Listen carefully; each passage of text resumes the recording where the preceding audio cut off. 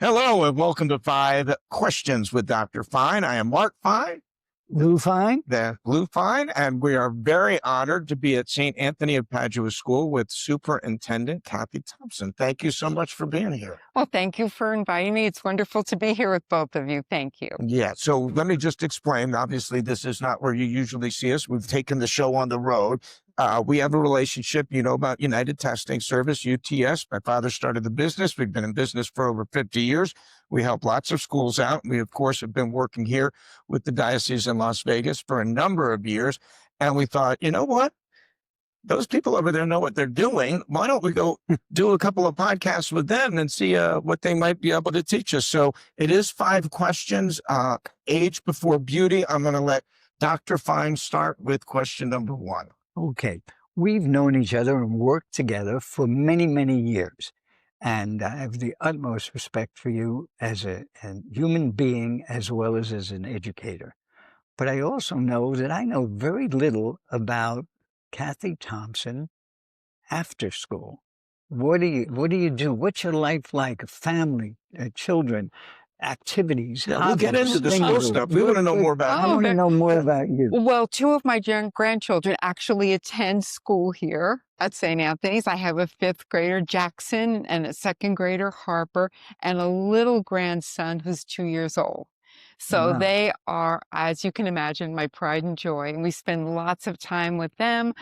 They're now getting a little bit older, so they're involved in a lot of sports activities, which is a lot of fun. You get to revisit all the things that you did with your own children, Right. and now you get to do it with your grandchildren. Yes. So that's a very, very big part of it. Love to read. I do love technology, so I'm always looking for something to explore, but I also love reading. We talked a little bit earlier about fiction and nonfiction. I'm a big fiction reader. Okay.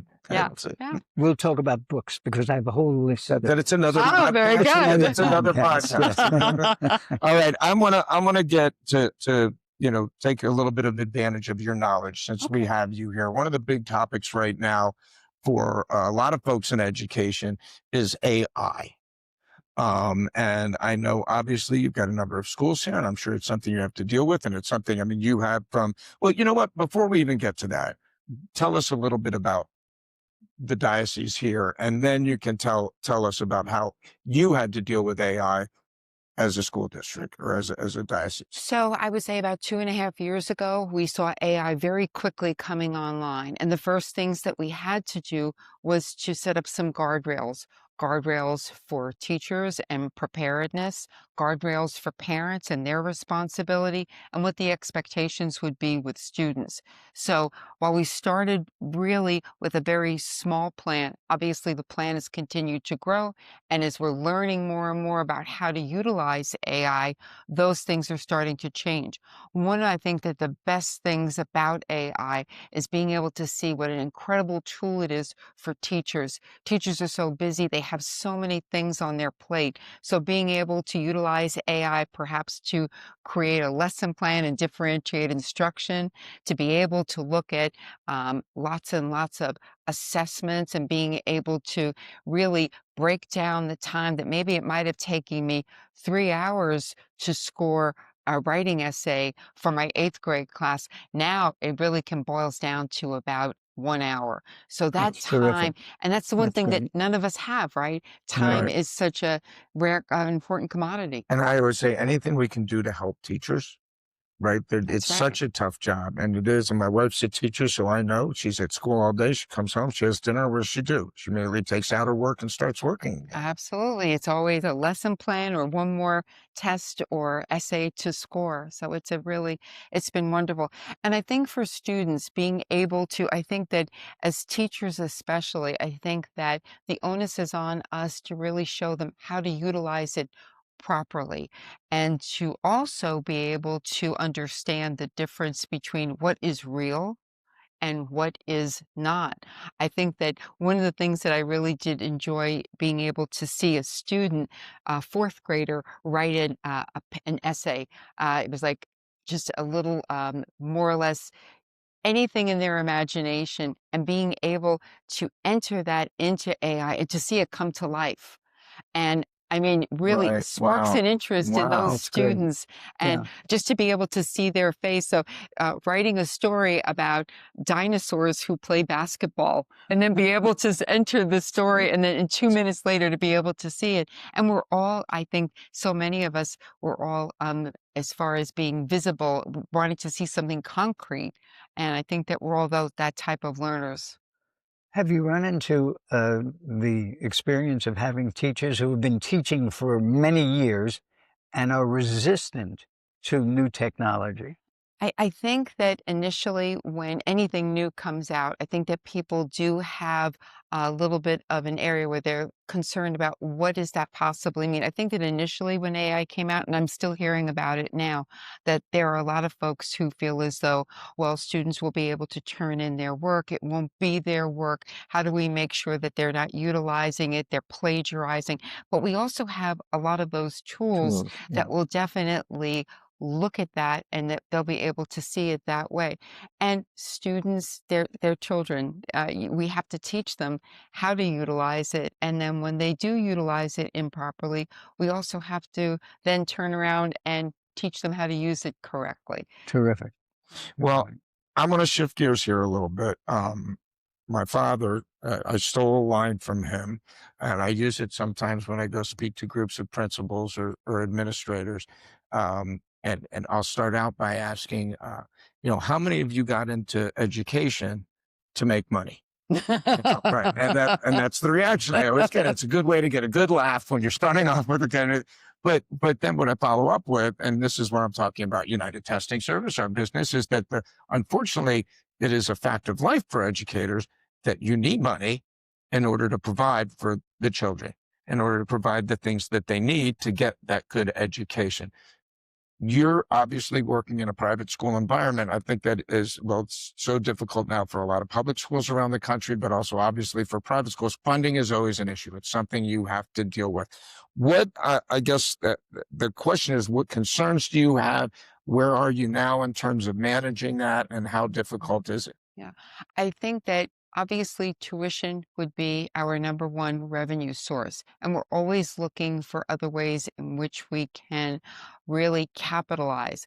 Each of our schools, we have 5 elementary schools and 1 high school, and each of us usually we have a variety of different smaller fundraising components, but we're very, very conscious of the fact that we do want to keep it as affordable as possible.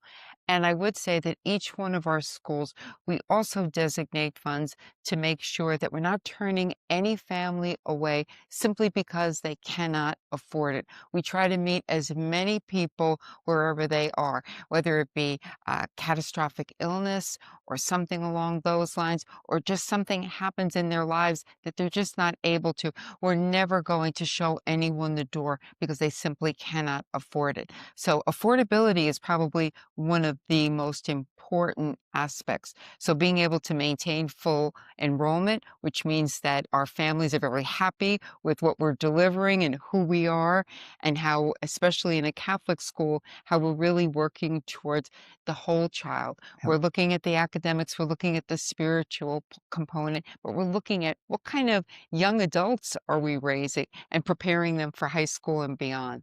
So One of the things that you hear, unfortunately, is that there are people who feel that throwing money at education is not going to solve any of the problems. For the past few years, the government has provided additional funds for schools all over the country with a program called IANS for non-public schools. And the schools had funds that were never available to them before, and they utilized it, your schools utilized it to increase material purchases, to get more tools. For example, the room that we're in now, working with this, that students are working with on a middle school level, and also to improve staff and to increase staff. Was there an appreciable difference? Did you notice as an administrator that the quality of education, because of these additional funds, was dramatically different? absolutely. We hear so many people talking about that gap in learning as a result of COVID when those Right. funds were available. And I can say to you without hesitation, the students who were with us before, during, and after COVID, we did not experience that. The other thing was that we were able to remain open.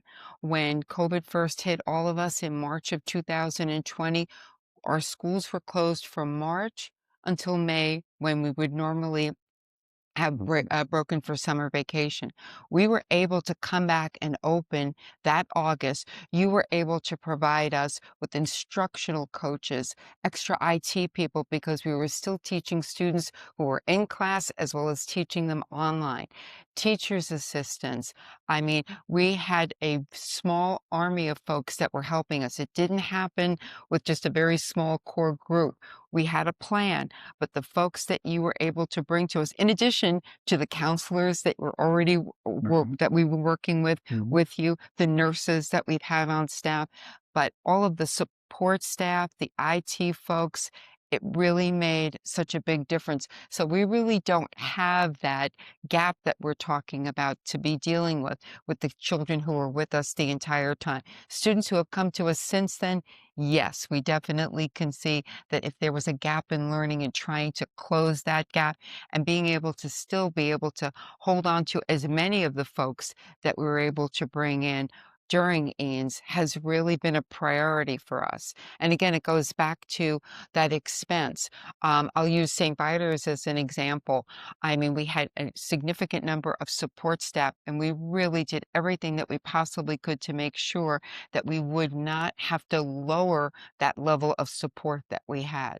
So, and that's just one of our schools. And I would say in each one of our schools, we did have those decisions to make, and we did need to increase tuition to make sure that we would be able to continue to do so.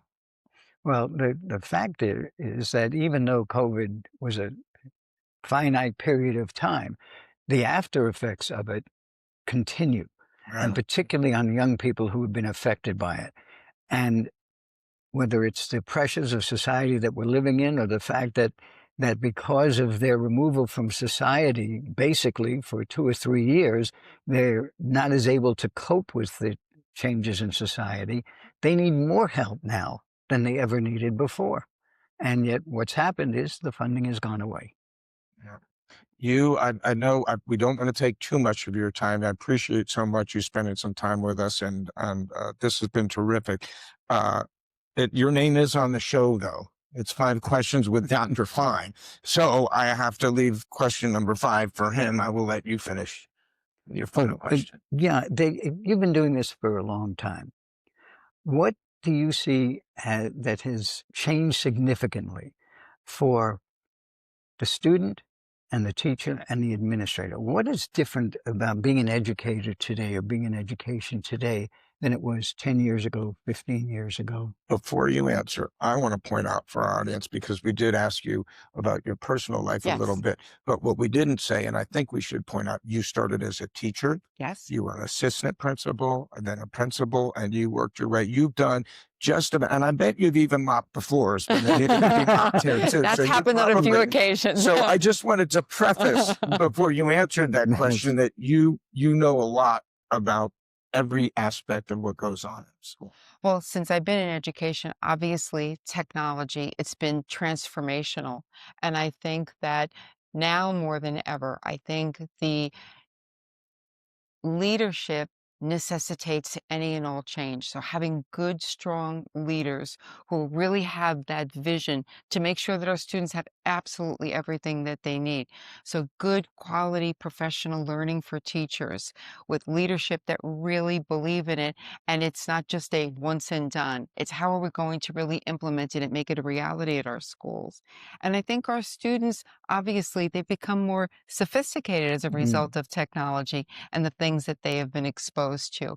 And even talking about the social and emotional needs, while we were able to bring our children into school, we had parents who were facing so many things outside of school, and you know that that impacts children. Sure. So I think that in the long and short of it, those are probably the biggest things that come to my mind initially. Great. It's still officially your question. I'm just going to ask a quick follow-up. If you could change one thing. If I could change There's one thing you could change. That was my question. I If you think had a magic wand, if if there I was had one a thing that you magic could do, wand, I think that going back to opportunity scholarships, making them available for anyone who maybe has considered a Catholic education but thought, oh, that's not for us. We can't afford it. They're too afraid to really even come and knock on the door and ask the question. So to be able to increase that exponentially, that would be my magic wand. okay, we'll work on it. Okay, very Well, good. for all those people watching, if you live in the Las Vegas area, you have a chance, come visit Cathy and come visit one of Please, her several, absolutely. elementary schools or, the high school, and you will be we're at obviously St. Anthony of Padua. It's a fantastic school. We've of course been on all of the campus, beautiful campuses, amazing principals and staff. You do an amazing job. Oh, thank you. Thank you. And thank you for everything that you do for us. And Dr. Fein, I have no words really to truly express my appreciation for everything. You've always been there for us in a host of different ways, whether it's providing professional learning for our teachers, coming in and doing in-services, but especially all the things that you meant to us when we were really struggling during that COVID period. It meant the world to us, and we feel like you're part of our family. So thank you. We feel the same way, and I will tell you, you've given me a lot more than I've given you. Thank you. Thank you. Really, thank you from the bottom of my That heart. is Thank you. I think that's a beautiful note to end it on. That's going to do Okay. it for this edition of 5 Questions with Dr. Fein. We thank Cathy Thompson. We thank you for watching. We'll see you next time. Thank you.